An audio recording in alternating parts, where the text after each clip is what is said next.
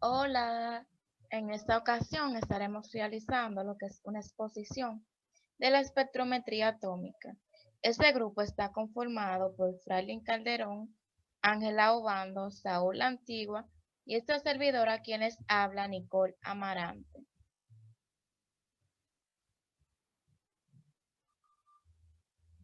¿Qué es la espectrometría atómica? La espectrometría atómica, en términos generales, es aquella que está basada en la medición de los espectros de absorción, emisión o fluorescencia de átomos o iones elementales. Existen dos regiones del espectro que dan información atómica, la cual es la ultravioleta visible y la de rayos X. La espectrometría atómica se usa extensamente en muchos laboratorios, en especial cuando se requiere determinaciones de trazas, de elementos.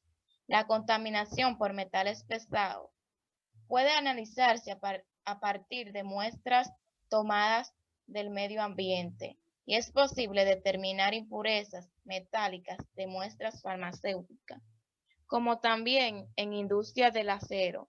Es necesario determinar componentes secundarios y primarios. La técnica que se use dependerá de la sensibilidad que ésta requiera, como también la cantidad de muestra para analizar y de si es necesario medir uno o varios elementos. Tipos de métodos de espectrometría. Tenemos lo que es la espectrometría de emisión de flama, espectrofotometría de absorción atómica, espectrometría por emisión de flama. Este método, que antes se denominaba o se llamaba fotometría de flama, es la fuente de energía de excitación, es una flama.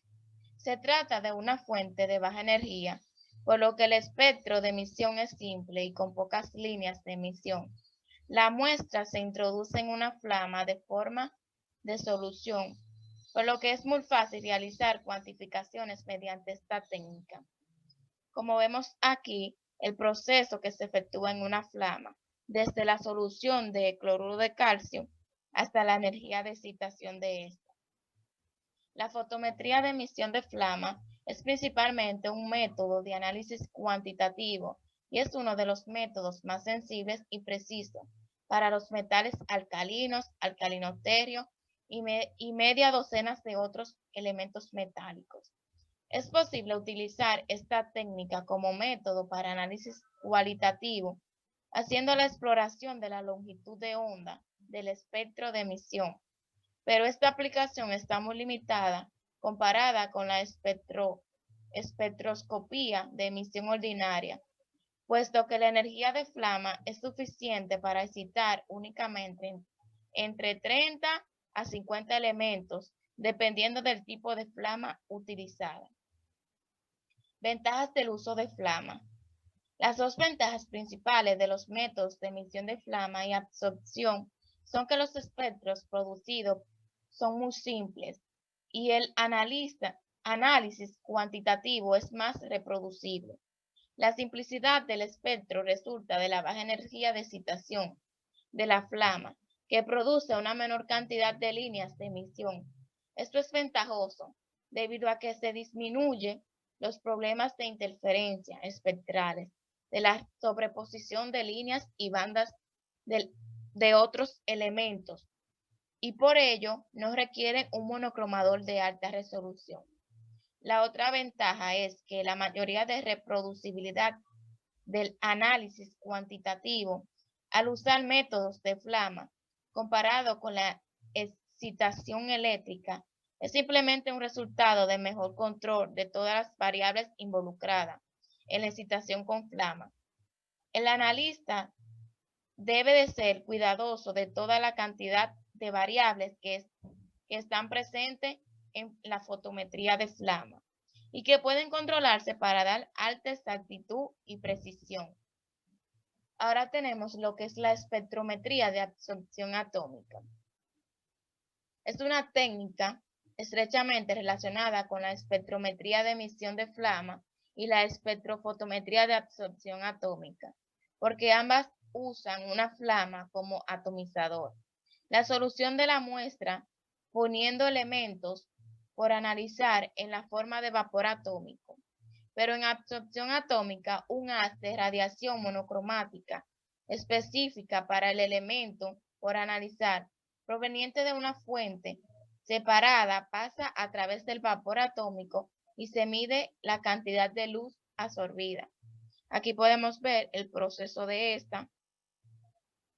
La instrumentación, como la espectrofotometría normal de absorción, las necesidades para la espectrofotometría de absorción atómica son la fuente luminosa, una cerda, la flama, un monocromador y un detector.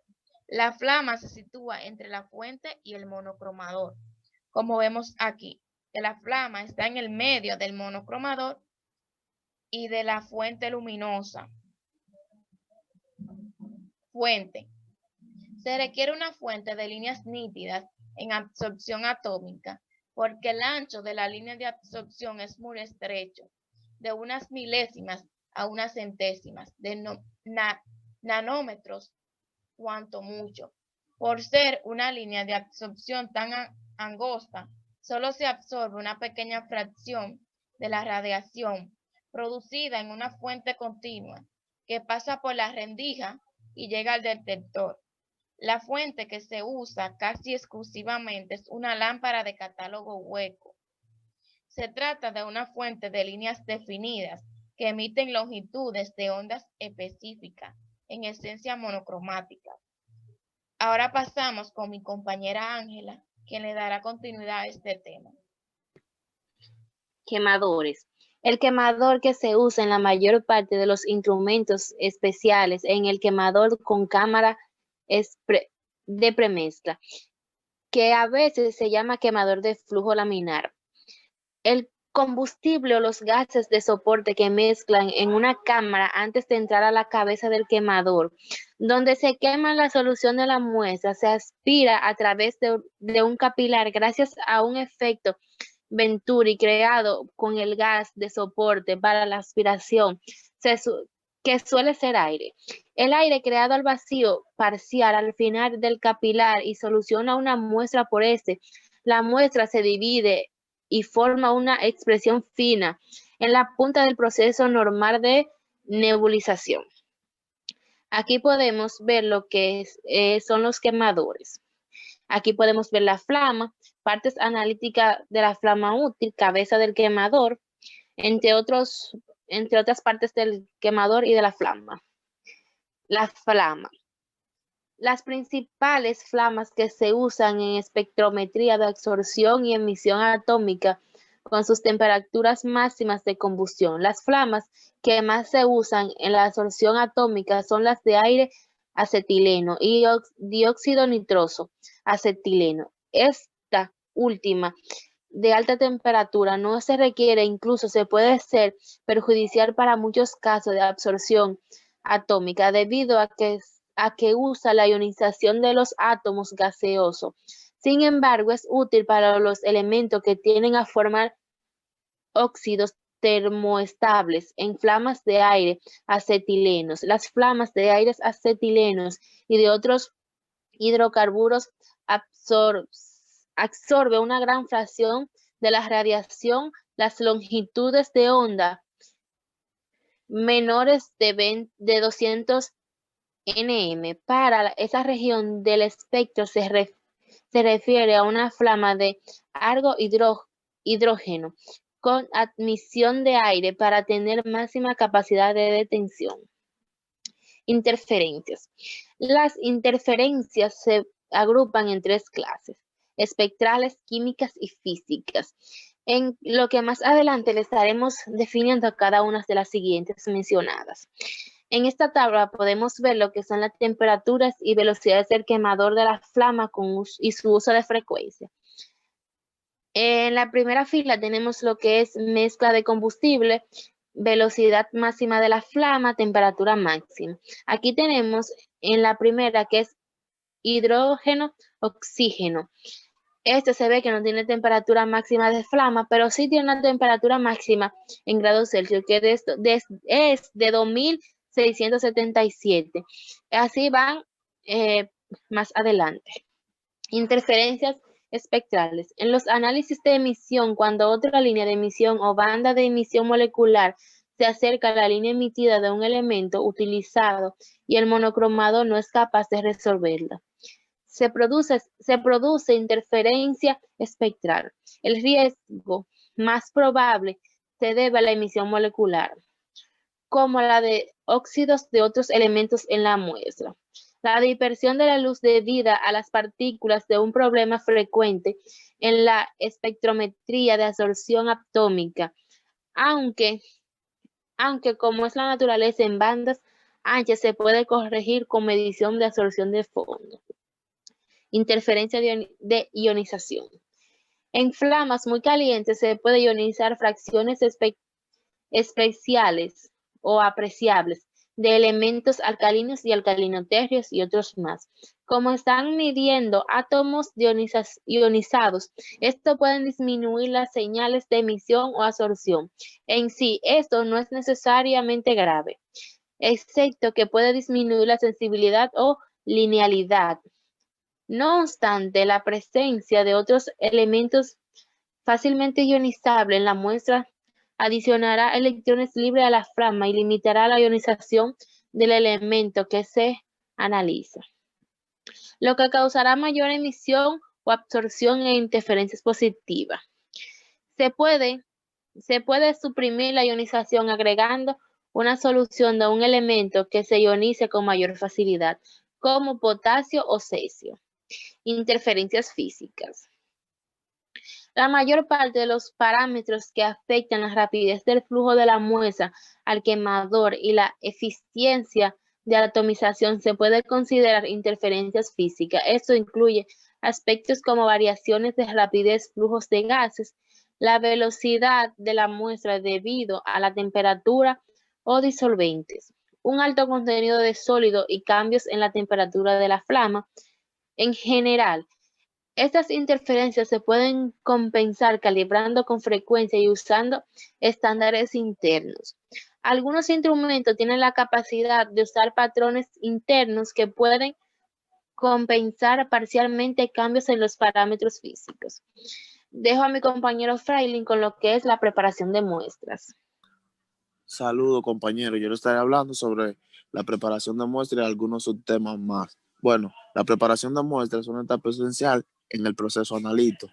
Los procedimientos correctos del muestreo y preparación producirán una submuestra homogénea que es representativa de la muestra total presentada en el laboratorio, haciendo posible la obtención de datos analíticos precisos y significativos. Como pueden ver, yo apunté algunos pasos para la preparación de muestras, que son que la cantidad de material debe ser adecuada para realizar todos los análisis necesarios. Debe ser una muestra homogénea y representativa, como ya lo acabo de decir. El manejo de la muestra debe ser cuidadoso para evitar cualquier cambio o contaminación. La muestra deberá molerse finamente, tamizarse y mezclarse homogéneamente. Bueno, la preparación de muestras. La preparación de muestras son frecuencias que se pueden reducir al mínimo mediante los métodos de flama. Cuanto más estén ausentes, la interferencia química o espectrales, en esencia, todo lo que requiere es obtener la muestra de forma solución diluida y filtrada, con eliminación de partículas suspendidas. No es común que haya diferencia respecto de la forma química en que se encuentra el analito debido a que se disocia en el vapor elemental libre en la flama. De este modo, se pueden determinar varios elementos en sangre, orina, líquidos, cefalolíquidos y otros fluidos biológicos por aspiración directa de la muestra. En general, es necesario diluir con agua para evitar que se destruya en el mador. Siguiente.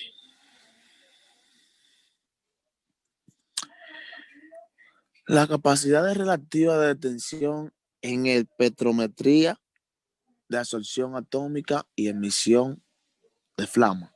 Es una lista representativa de algunos límites de detención para diversos elementos, politometría de absorción atómica y espirometría de emisión de flama. Se debe de diferenciar entre límites de sensibilidad y de detención. El primero de los términos se usa con frecuencia en la publicación escrita sobre la absorción atómica. Sensibilidad se define como la concentración necesaria para producir un 1% de absorción, 0.0044A. Esta es una medida pendiente de la curva de calibración analítica y no dice nada acerca de la relación de señal de ruido. El límite de detención se suele definir como la concentración requerida para producir una señal igual a 3 veces la desviación estándar de la línea base blanco. Siguiente. Aquí podemos ver esta imagen que nos explica la emisión, que la vemos en la primera imagen, la absorción, que la vemos en la segunda imagen, y los demás, la transformación y la detención, que lo vemos en las diferentes imágenes siguientes. Atomizadores electrotérmicos y ultrasensibles. Aunque la ampliación a un flama, es el método más cómodo y reproducible para obtener vapor atómico, es uno de los menos eficientes en cuanto a convertir todos los elementos en la muestra a vapor atómico y presentarlo en la trayectoria óptica. La eficiencia total de la conversión atómica y la medición de los iones presentes en soluciones aspiradas se estima el 0,1%. Además, los métodos de aspiración requieren en general varios mililitros de la solución para su análisis. Los atomizadores electrotérmicos, en general, son un tipo de horno en miniatura en el que se seca una gota de la muestra y después se decompone a alta temperatura para producir una nube de vapor atómico.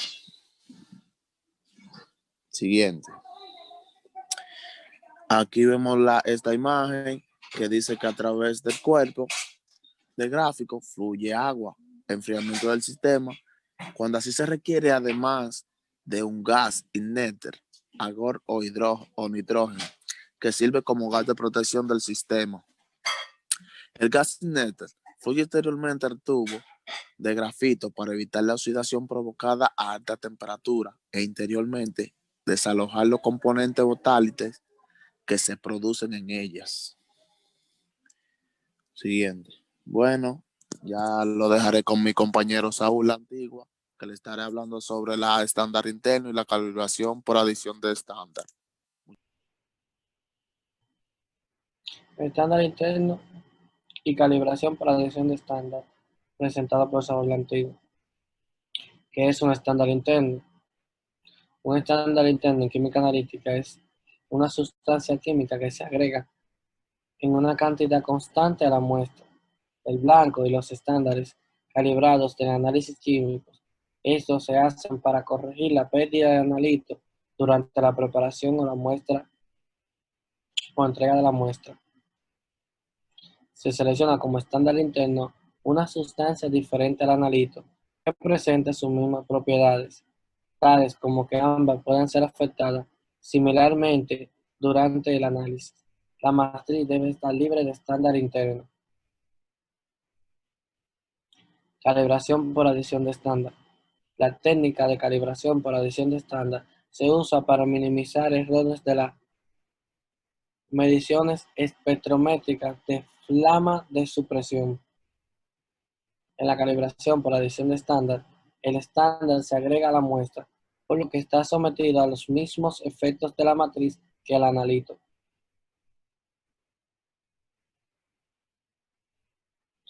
Aplicaciones y determinaciones. En general, químicamente, son empleados para evitar la pérdida y errores simultáneos en análisis de muestra, ya que ayudan a mantener concentrado y puro el analito de la muestra. Por ejemplo, se utiliza un espectrómetro sencillo de emisión de flama, diseñado para la medición simultánea de sodio y potasio. Los dos detectores separados normalmente contendrán un tercer canal detector que vendría siendo el estado interno. En este caso se utilizará litio. Se agregará una concentración de litio fija a todos los estándares y todas las muestras.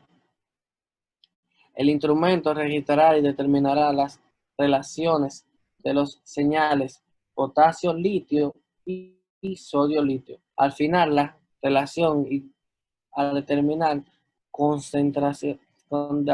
será la concentración de potasio o de sodio que permanece constantemente.